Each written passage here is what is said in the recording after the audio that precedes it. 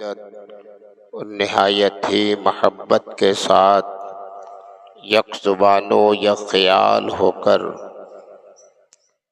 آفتاب رسالت، ماہتاب نبوت، شمع بزم ہدایت، نوبہار شفاعت، نوشہ بزم جنت، شافع امت، فرش کی زیب و زینت، عرش کی شان و رفعت، انیس بے کسان، سیاح لامکاں، چارہ ساز درد منداں، مالک این و آن، صاحب بخت جوان، نوبہار بوستان، شاہ باز لامکاں، مالک گنج نہاں، حبیب رحماں، صاحب قرآن، سرور کائنات، فخر موجودات، صاحب کمالات، مخزن معجزات، جامع الصفات، سرکار احمد مجتبیٰ محمد مصطفیٰ علیہ تحیۃ و ثناء کی بارگاہ بے کس پناہ میں جھوم کر بآواز بلند درود و سلام کا نذرانہ پیش کریں اور سب مل کر پڑھیں: اللہم صلی علی سیدنا و نبینا و مولانا محمد النبی الامی و آلہ و اصحابہ و بارک وسلم۔ حضرات گرامی، محرم الحرام شریف کا مہینہ رخصت ہو گیا اور یہ سفر المظفر شریف کی آج 10 تاریخ ہے۔ اس محرم کے ابتدائی جمعے سے لے کر اب تک داستان کربلا، وہ شہزادے گلگوں قبا، راکب دوش مصطفیٰ، سیدہ فاطمۃ الزہرا کے دل کے چین، حضرت سیدنا امام حسین و جمیع شہدائے کربلا کی قربانیاں، ان کی جانثاری، ان کا حوصلہ، ان کی شجاعت، ان کی دلیری اور استقامت فی الدین کے تعلق سے گفتگو کا سلسلہ چلتا رہا۔ وقت کی تنگی ہونے کی وجہ سے ہر جمعے میں باتیں تشنا رہ گئیں۔ نہایت ہی مختصر بیان ہے جو اب تک آپ کے روبرو پیش کیا گیا، ورنہ طویل داستان اتنی ہے کہ جس کو تفصیلی طور پر اگر بیان کیا جائے تو مہینوں لگ سکتا ہے۔ مختصراً آج اختتامی گفتگو کر کے پھر آئندہ جمعے سے دوسرے عناوین کے تعلق سے گفتگو کی جائے گی۔ جمعہ گزشتہ میں آپ حضرات نے یہاں تک باتیں سنی تھیں کہ شہادت کے بعد سیدنا امام عالی مقام کی شہادت آخری ہے میدان کربلا میں۔ ان کی شہادت کے بعد تیر و تلوار کا چلنا بند، یزیدی جماعت میں عیش و نشاط، رقص و سرور کی محفل رچی۔ سبوں نے بہت گن گایا، سمجھتے تھے کہ ہم نے فتح کر لیا، ہم فاتح ہو گئے۔ حالانکہ مورخین جانتے ہیں، تاریخ داں جانتے ہیں، اصول اور ضابطے والے جانتے ہیں کہ فتح تلوار کی نہیں ہوتی، فتح کردار کی ہوتی ہے، مقاصد کی ہوتی ہے، اغراض کی ہوتی ہے۔ تلوار کے زور پر اگر کربلا والوں کو سب کو شہادت کا جام پلا دیا گیا، اس کا نام فتح نہیں ہے، یہ ظلم ہے، جبر ہے۔ فتح کا مطلب مقصد میں کامیابی، وہ بے شک میرے خدا نے میرے حسین کو عطا کر دی۔ حسین شہید آدم کا یہی ایک مطالبہ تھا، یہی فیصلہ تھا کہ یزید فاسق و فاجر ہے، ظالم و جفاکار ہے، ہم اہل بیت اطہار ہیں، یہ پاکیزہ ہاتھ اس کے ناپاک ہاتھوں میں نہیں جا سکتا۔ ایک فاسق کی تعظیم و توقیر نہیں ہو سکتی، ایک ظالم و جابر کو خلیفۃ المسلمین امیر المومنین نہیں کہا جا سکتا۔ امام حسین نے شریعت کی پاسداری کی، استقامت پیش کیا اور قانون مصطفیٰ کی حفاظت کیا، قانون الہی کی اہمیت بتائی، سب کچھ قربان کر دیا، لیکن مذہب اسلام کی آبرو دوبالا ہو گئی، اسلام کا وقار بلند ہو گیا، اور رہتی دنیا امام حسین نے کلمہ پڑھنے والے سارے غلامان مصطفیٰ کو یہ پیغام دے دیا کہ دنیا میں بسنے والے صاحبان ایمان، مذہب سے پیار کرنا، شریعت کی توقیر کرنا، قانون خدا و قانون مصطفیٰ کی حفاظت کرنا، جان جانے کی باری آ جائے تو جان دے دینا، لیکن مذہب کو کبھی نقصان پہنچے یہ گوارا نہ کرنا۔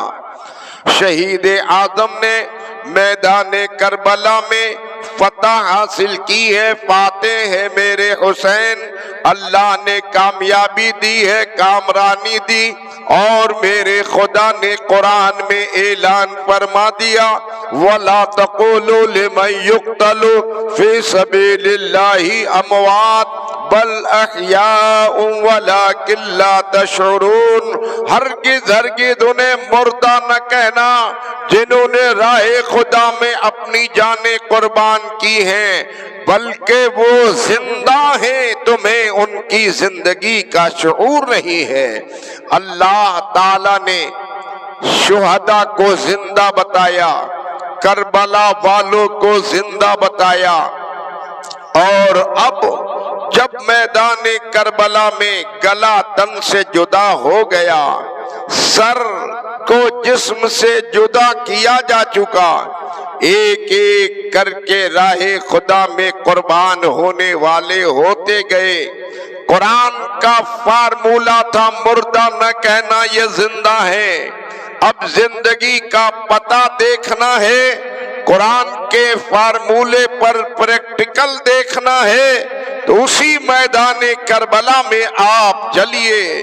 آپ نے سنا تھا کہ اونٹوں کی ننگی پیٹھ پر سیدنا امام زین العابدین کو سوار کیا گیا، ان پردہ نشین خواتین شہزادیان اسلام کو سواریوں پہ سوار کیا گیا، اور امام زین العابدین کو زنجیروں میں جکڑا گیا، رسیوں میں قیدی بنایا گیا، اس طرح سے اونٹ کی ننگی پیٹھ پر سوار ہو گئے۔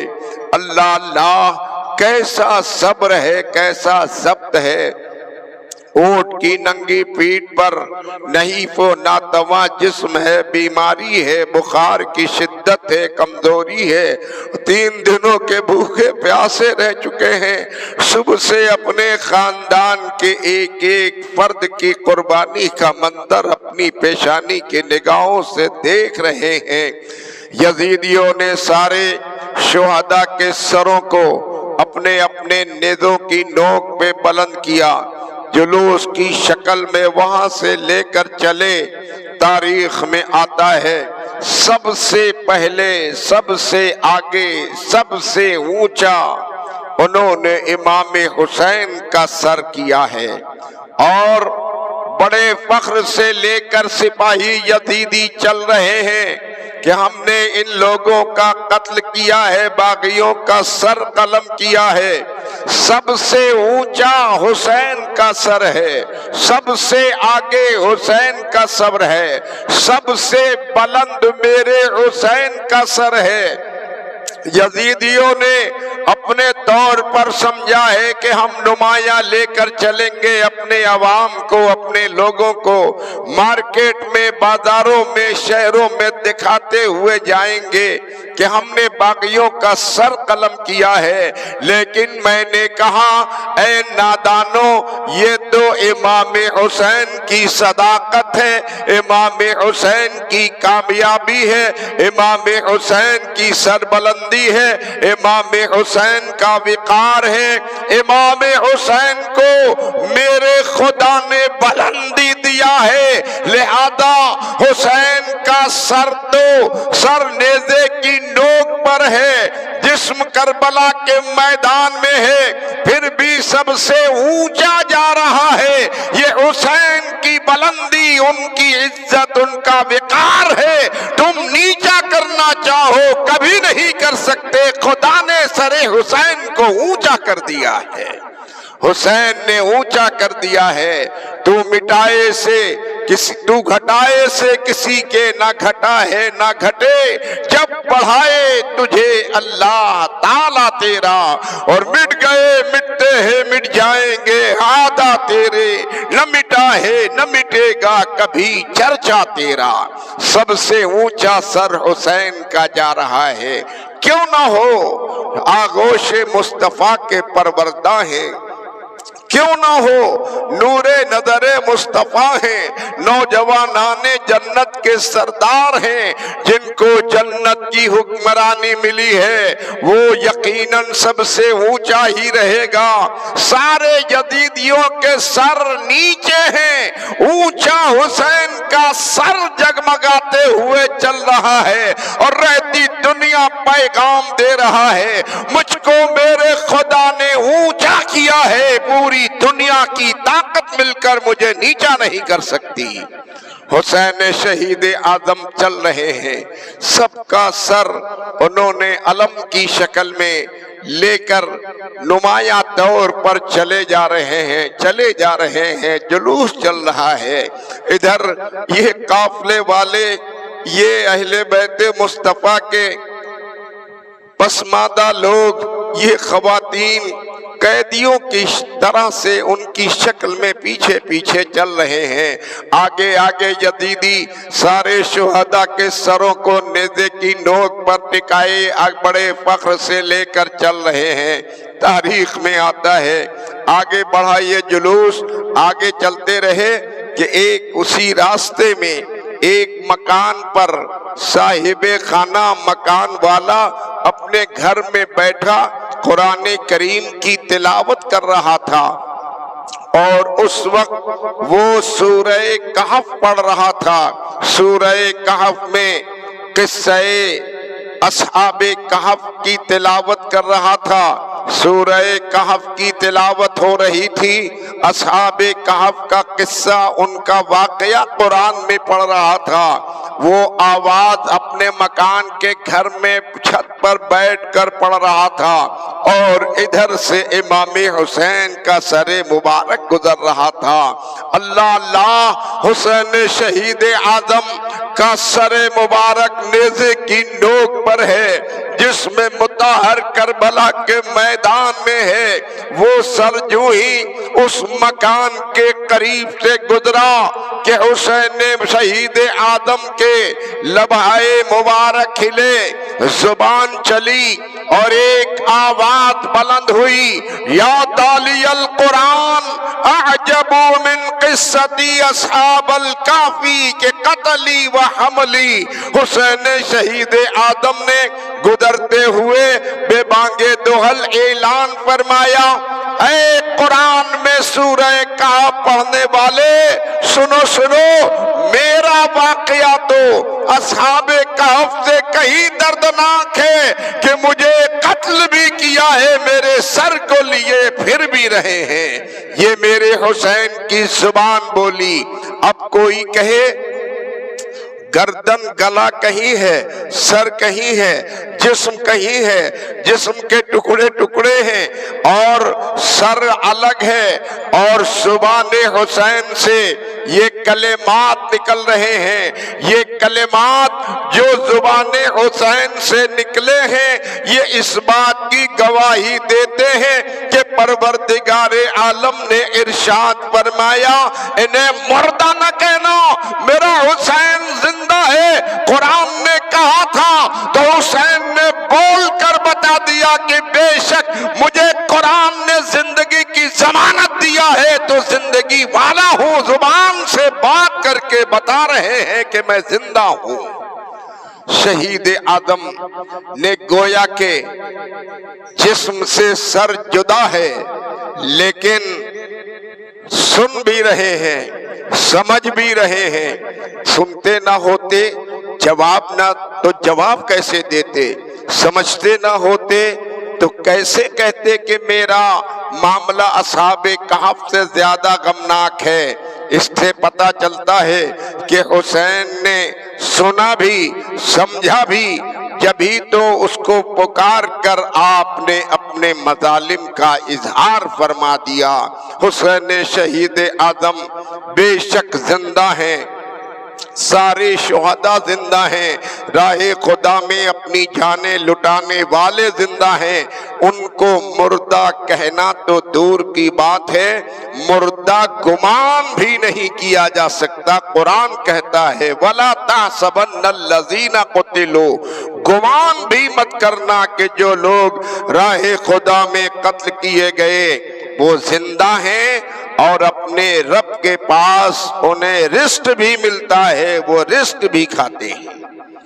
اسی لیے تو بریلی کے تاجدار امام احمد رضا مجدد آدم سرکار اعلی حضرت نے اعلان فرما دیا یا رسول اللہ تو زندہ ہے واللہ، تو زندہ ہے واللہ، میرے چشم عالم سے چھپ جانے والے، چمک تجھ سے پاتے ہیں سب پانے والے، میرا دل بھی چمکا دے چمکانے والے۔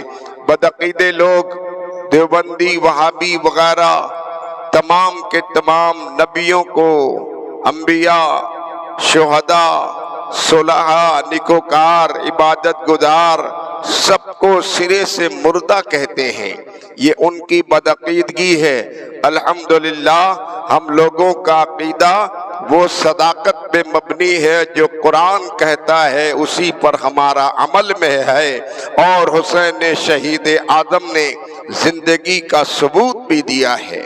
یہی ایک واقعہ نہیں بلکہ زندگی کی ضمانت اور زندگی کا ثبوت تو اس سے پہلے بھی ایسے واقعات گزرے ہیں جس سے پتہ چلا ہے کہ بے شک یہ لوگ زندہ ہیں۔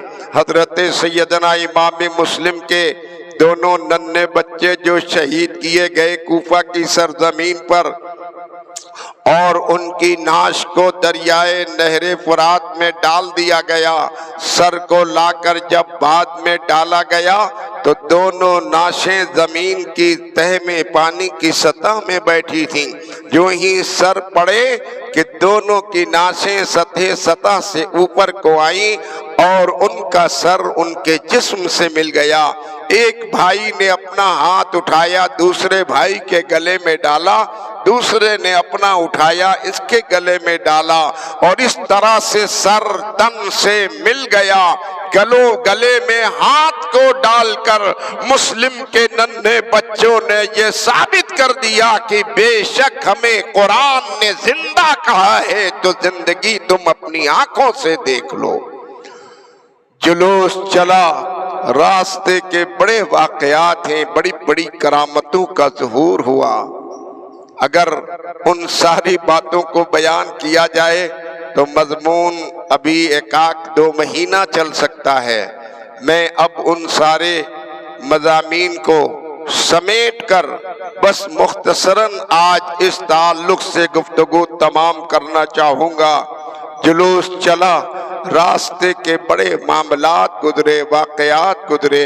امام حسین کا سر پاک نیزے کی نوک پر ہے، یزیدیوں کے قابو میں ہے، لیکن اس کے باوجود میرے حسین سب کی قیادت کر رہے ہیں، اپنے گھر والوں کی نگرانی بھی فرما رہے ہیں۔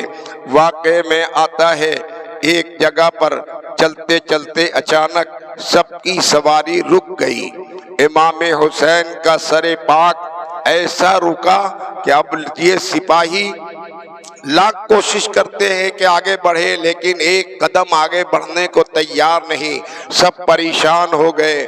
پریشان ہوئے تو کوئی چارہ نہ چل سکا، کوئی طاقت کام نہ دی، نیزے کی نوک پر ہے سر حسین اور سپاہی پوری طاقت کا استعمال کر رہے ہیں، ایک رائی کے دانے کے برابر بھی آگے نہ بڑھ سکے۔ تو وہ سب اب تیزی کے ساتھ سیدنا امام زین العابدین کے پاس آئے کہ یہ ان کے لاڈلے ہیں، یہی مسئلہ حل کر سکتے ہیں۔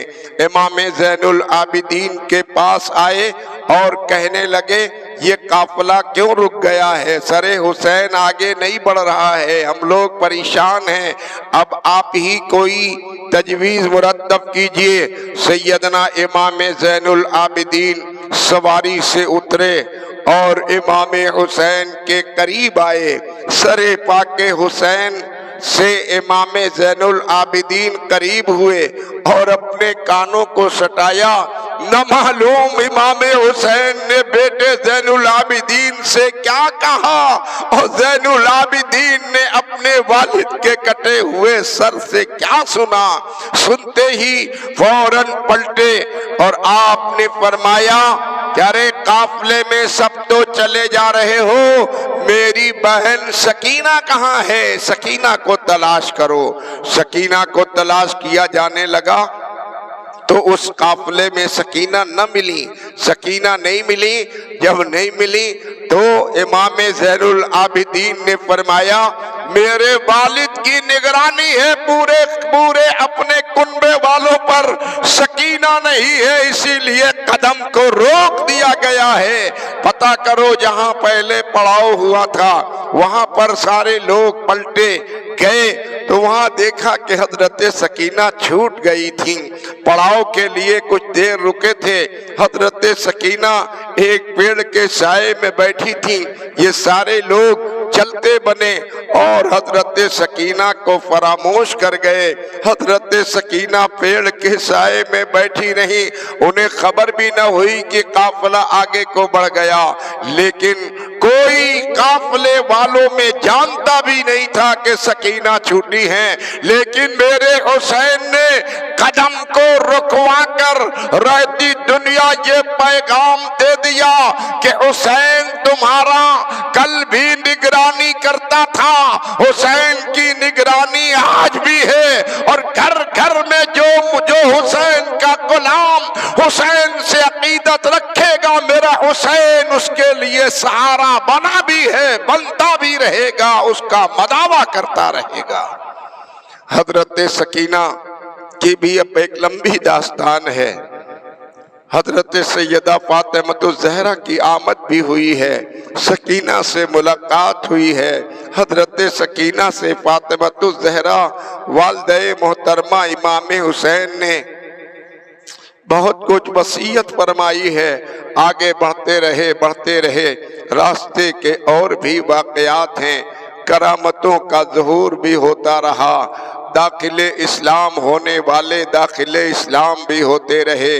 ایک پادری ایک دیر کے قریب سے گزر ہوا، ایک عیسائی پادری اپنے دیر میں تھا کہ ادھر سے جلوس گزر رہا تھا کہ اس نے اپنے دیر کے باہر آ کر دیکھنا چاہا کہ جلوس کیسا ہے، تو دیکھا کہ شہیدوں کا سر نیزوں کی نوک پر ہے اور سپاہی لیے چلے جا رہے ہیں۔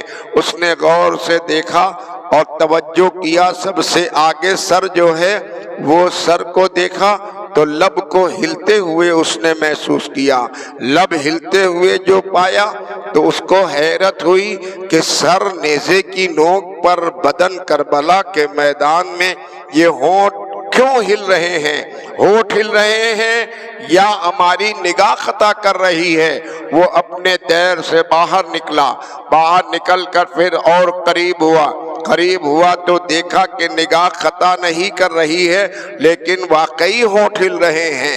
اب اور تشویش بڑھی کہ یہ ہونٹ ہل رہے ہیں تو ہلنے کا مقصد کیا ہے، یہ کچھ کہہ رہے ہیں یا یوں ہی ہل رہے ہیں۔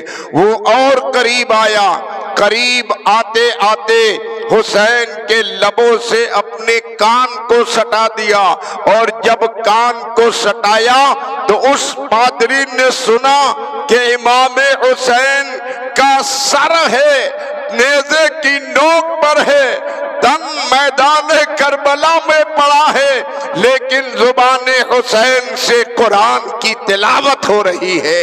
قرآن کی تلاوت سنا اس نے، اپنے کانوں سے سنا، بار بار سنا۔ وہ یہودی عیسائی تھا اور اسلام کا دشمن تھا، لیکن جب اس نے کان سے سن لیا تو فوراً ہی اس نے کلمہ پڑھ لیا، لا الہ الا اللہ محمد الرسول اللہ، اشہد ان لا الہ الا اللہ وحدہ لا شریک لک واشہد ان محمدا عبدہ ورسولہ۔ کلمہ پڑھ کے داخل اسلام ہو کر یزیدیوں سے مخاطب ہوا اور کہنے لگا ذرا مجھے بتاؤ یہ کس کا سر ہے؟ تو سبوں نے یہی کہا باغی سرکار کا سر ہے۔ کون باغی؟ کہا کہ یہ مدینے کا رہنے والا ہے۔ مدینے میں یہ کس کا بیٹا ہے؟ وہ ادھر ادھر گھماتے رہے، پھراتے رہے، نہیں جانتے ہو یہ فاطمہ کا بیٹا ہے۔ کون فاطمہ؟ جو رسول آدم کی بیٹی فاطمہ ہے۔ جب اس نے سنا جلال میں آیا، تیش میں آیا، ارے یہ کیوں نہیں کہتے کہ ہم نے اپنے رسول کے نواسے کا سر قلم کیا ہے؟ ارے تم کیسے مسلمان ہو؟ ان کی روحانیت اور کرامت تو یہ ہے سر تن سے جدا ہے، پھر بھی وہ کلمہ پڑھا رہے ہیں، داخل اسلام کر رہے ہیں، مصطفیٰ کا مشن چلا رہے ہیں۔ یہ میرے حسین ہے۔ اور اس نے تلوار نکال لی نیام سے اور انتقامی کارروائی شروع کر دی، یہاں تک کہ پھر وہ بھی حسین کے قدموں میں اپنی جان کو نچھاور کر گیا، شہید ہو گیا۔ آج بھی اس کا مزار موجود ہے۔ یحییٰ نامی تھا، نام کا وہ مرد مجاہد تھا جو داخل اسلام ہو کر حسین کی عظمت پر اپنے سر کو قربان کر گیا۔ شہید اعظم سیدنا امام حسین رضی اللہ تعالی عنہ کا سر مبارک راستے سے گزرتے ہوئے بڑے بڑے واقعات راستے کے ہیں، طویل داستان ہے۔ مختصر یہ کہ آپ کا سر مبارک سارے یزیدیوں نے لے جا کر آج دربار یزید میں پیش کیا۔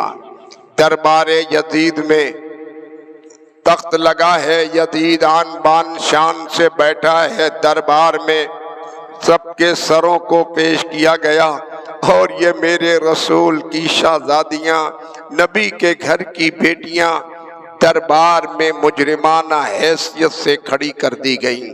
حضرت سیدنا امام زین العابدین کو بھی پیش کیا گیا کہ یزید نے نگاہ اٹھائی اور پوچھا کیا ہوا؟ داستان سنائی گئی، ایک ایک کا سر قلم کر لیا گیا۔ سب کے سر کو تن سے جدا کر کے ہم لوگ آ رہے ہیں۔ سارے سپاہی اپنی اپنی تعریف کے پل باندھے ہوئے شجاعت دلیری بیان کرتے ہیں۔ یزید نے پوچھا یہ کون ہے؟ سیدنا امام زین العابدین کھڑے تھے۔ پوچھا یہ کون ہے؟ کہا کہ یہ حسین کا یہ ایک بیٹا بچ گیا ہے، یہ ان دنوں بیمار تھا، اس لیے اس کو ہم لوگوں نے چھوڑ دیا۔ جو ہی یہ کہا، یزید نے کہا مجھے تو بتایا گیا ہے کہ سب کو ہم لوگوں نے قتل کر دیا، یہ بچہ بچا کیسے؟ مگاؤ تلوار، ابھی اس کے سر کو بھی قلم کر دو۔ جو ہی اس نے کہا، حضرت زینب فاتح خیبر کی دلیر شہزادی، جنہوں نے بڑے بڑے مورچے سر کیے تھے، جلال میں آ گئیں، اور آپ نے اسی بھرے دربار میں فوراً للکار کر کہا انادی کا یا جدہ ہو یا خیر مرسل حسین کا قاتل و نسل کا ضائع.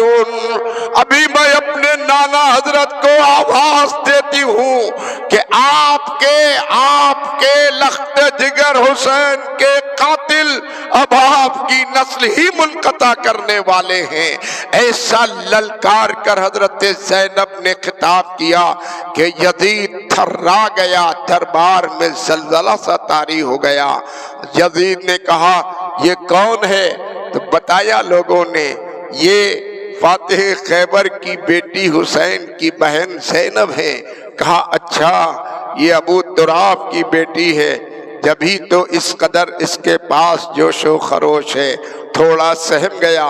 حضرت زینب آگے بڑھی اور کہا او یزید یہ بتا تیرے گھر کی عورتیں کہاں ہیں؟ کہا محلوں میں آرام کر رہی ہیں. کہا تجھے شرم نہیں آتی؟ تیرے رسول تیرے گھر کی عورتیں محلوں میں آرام کرے اور تیرے رسول کے گھر کی شہزادیاں اس طرح دربار میں مجرمانہ طور پہ حاضر کیا جائیں، یہ تجھے شرم نہیں آتی؟ وہ سہم گیا اور اس نے فوراً کہا ان خواتین کو بھی اندر پردہ نشینوں میں لے جاؤ. لے گئے. وہاں حضرت امام زین العابدین کو اپنے تخت پر بٹھا لیا اور اب ان سے میٹھی میٹھی باتیں کرنے لگا، خوشامد کی باتیں کرنے لگا. تاریخ لمبی ہے، بات لمبی ہے. حضرت سیدنا امام زین العابدین سے اس نے پھر پوچھا آپ کی کچھ فرمائش ہو تو بتائیے وہ میں آپ کی پوری کر دوں. سیدنا امام زین العابدین نے ارشاد فرمایا کہ میری 3 فرمائش ہے. ایک تو یہ کہ سب سے پہلے جو میرے والد کا قاتل ہے اس کو میرے حوالے کیا جائے. اب اس نے جب یہ سوال امام زین العابدین نے کر دیا، دربار میں سپاہیوں میں پوچھ گچھ جاری ہو گئی. حسین کا قاتل کون ہے؟ حسین کو کس نے قتل کیا؟ کوئی نام بتانے والا نہیں. کوئی ان کو کہتا، کوئی ان کو کہتا، کوئی ان کو کہتا. جو بھی سامنے آتا وہ کہتا میں نے نہیں فلاں نے کیا ہے، وہ آتا وہ کہتا میں نے نہیں فلاں نے کیا ہے. اس طرح سے چلتے چلتے بات گزر گئی شمر لعین تک. اور جب شمر لعین سامنے آیا سب نے کہا کہ ہاں حسین کو شمر لعین نے قتل کیا ہے. تو شمر لعین سے پوچھا گیا کیا تم نے قتل کیا ہے؟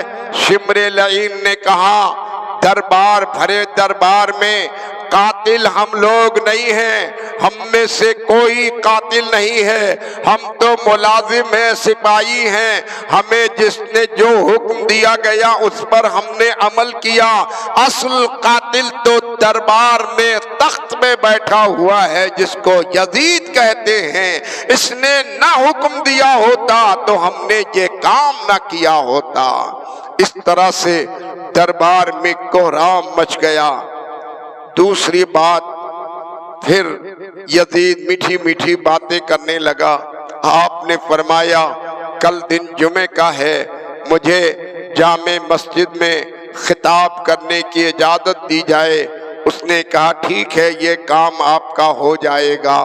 اور پھر آپ نے فرمایا مجھے یہاں سے کربلا میں جانے دیا جائے، سب شہیدوں کی نعشوں کو سپرد خاک کروں، پھر وہاں سے مجھے مدینہ طیبہ کو لوٹا دیا جائے، اپنے آبائی مسکن پر میں زندگی کے دن گزاروں. اس طرح سے پھر جمعے کا دن آیا.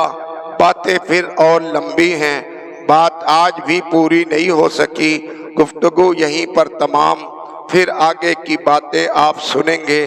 اعلان ضروری سماعت کر لیجئے کہ دوشنبہ اور منگل 13-14 صفر 19-20 اگست اس دونوں تاریخ میں قاسم نور ہدایت، آفتاب ولایت، ماہتاب کرامت، حضور سیدنا شیر بنارس مولانا شاہ عبد الوحید قبلہ فریدی فاروقی قدس سرہ القوی کا عرس پاک نہایت ہی شان و عظمت کے ساتھ ہر سال کی طرح امسال بھی منایا جائے گا۔ پوسٹر چھپا ہوا ہے، لگا ہے، آپ پوسٹر پڑھ لیجئے اور دونوں دن کے پروگرام میں آپ شرکت کیجئے۔ اس پروگرام میں آپ سب جانتے ہیں کہ پہلی شب میں نعتیہ ترہی مشاعرے کا پروگرام ہوتا ہے اور دوسری شب میں جلسہ دستار بندی کا پروگرام ہوتا ہے۔ اس میں ہندوستان کے مشہور و معروف شعراء اور ایک سے ایک بہترین خطیب اور علماء اکرام کا روح پرور اجتماع ہوتا ہے۔ الحمدللہ اسی شان و عظمت کے ساتھ یہ 19-20 اگست کو عرس شیر بنارس منایا جائے گا۔ عرس وحیدی میں آپ تشریف لائیں، صاحب عرس کے فیضان سے مالا مال ہوں۔ پروگرام اپنے ذہن میں محفوظ کر لیجئے۔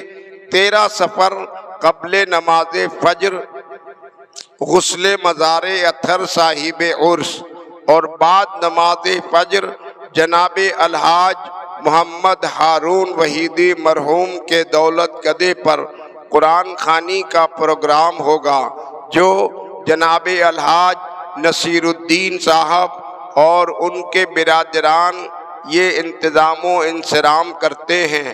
ان کے گھر پہ یہ بعد نماز فجر قرآن خوانی ہوگی اور 7:30 سے 7:45 بجے تک حلقہ ذکر ہوگا۔ 8:45 پر قل شریف ہوگا۔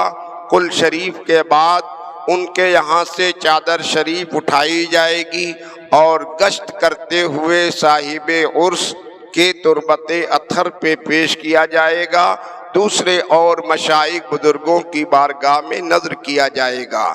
شام کو عصر کے بعد اس مسجد سے جلوس چادر شریف کا نکلے گا، جس میں اطراف اور علاقے کی چادروں کو سب اکٹھا ہو کر سب لوگ چلیں گے، صاحب عرس کی بارگاہ میں پیش کریں گے۔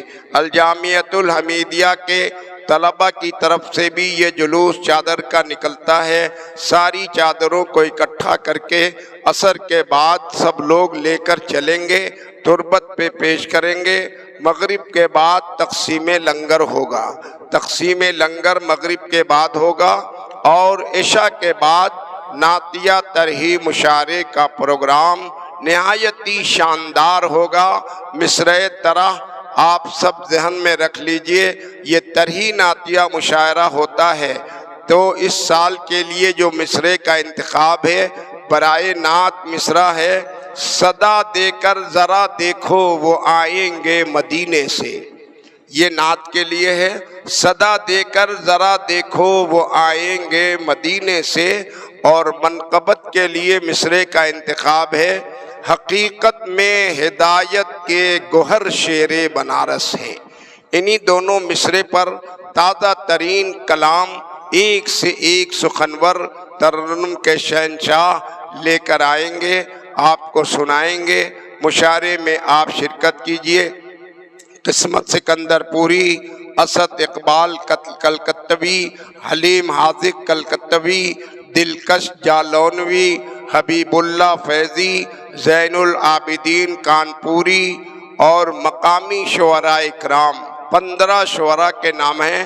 انشاءاللہ وہ سب آپ کو کلام سنائیں گے، ایک سے ایک شاندار کلام آپ سنیں گے۔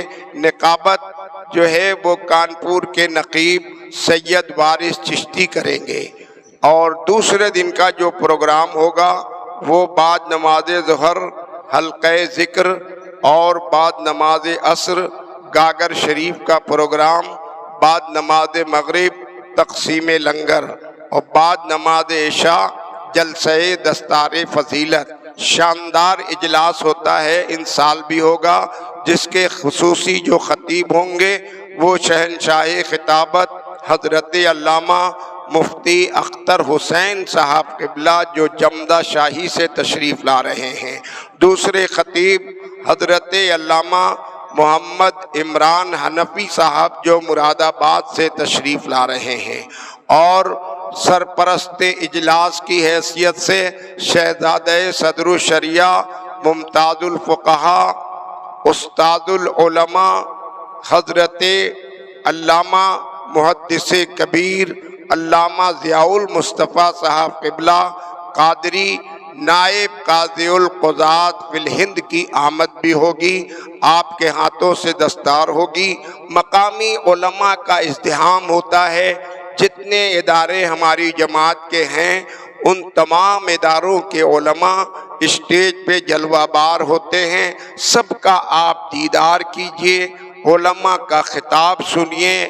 الجامعۃ الحمیدیہ کے فارغین علماء حفاظ قرہ کے سروں پہ تاج زرنی جگمگاتا ہوا اپنی پیشانی کی نگاہوں سے دیکھیے۔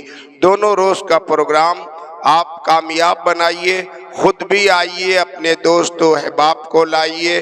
دن میں عرس کا پروگرام اور رات میں پہلی شب میں نعتیہ ترہی مشاعرہ، دوسری شب میں جلسہ دستار فضیلت۔ پوسٹر لگا ہوا ہے، پوسٹر آپ لوگ پڑھ لیں، ایک ایک لوگوں کو معلومات کرائیں، کثرت سے آئیں، صاحب عرس کے فیضان سے مالا مال ہوں۔ السلام علیکم وآخر دعوانا ان الحمدللہ۔